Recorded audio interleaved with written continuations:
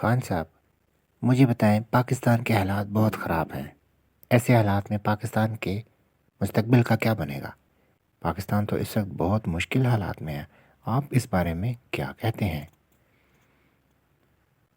دیکھیں، سب سے پہلے گھبرانا نہیں، اس کے بعد میں آپ کو بتاتا ہوں پاکستان میں اس وقت بہت مسئلے ہیں، میں جانتا ہوں، لیکن وہ سب ٹھیک ہو جائیں گے۔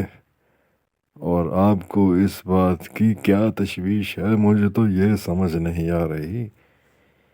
دیکھیں، میں صحافی ہونے کے ناطے آپ سے پوچھ رہی ہوں کہ اس وقت پاکستان جن مسائل کا شکار ہے اس کو آپ کیسے ٹھیک کریں گے؟ آپ ہر دوسرے دن آ کے کہتے ہیں کہ میں یہ کر دوں گا، میں وہ کر دوں گا، میں یہ کر دوں گا، میں وہ کر دوں گا، تو آپ ان سارے مسائل سے کیسے نبردآزما ہوں گے؟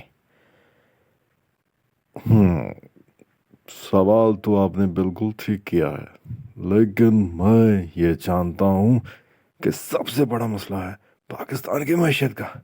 جس دن معیشت ٹھیک ہو جائے گی، پاکستان اپنے قدموں پر کھڑا ہو جائے گا، اور یہ کپتان نہیں، پوری ملک اور پوری عوام سن رہا ہے، کپتان ڈرنے والا نہیں ہے، سڑکوں پہ آئیں گے، بلاک کر دیں گے سب کچھ، لیکن پاکستان کو مضبوط کریں گے۔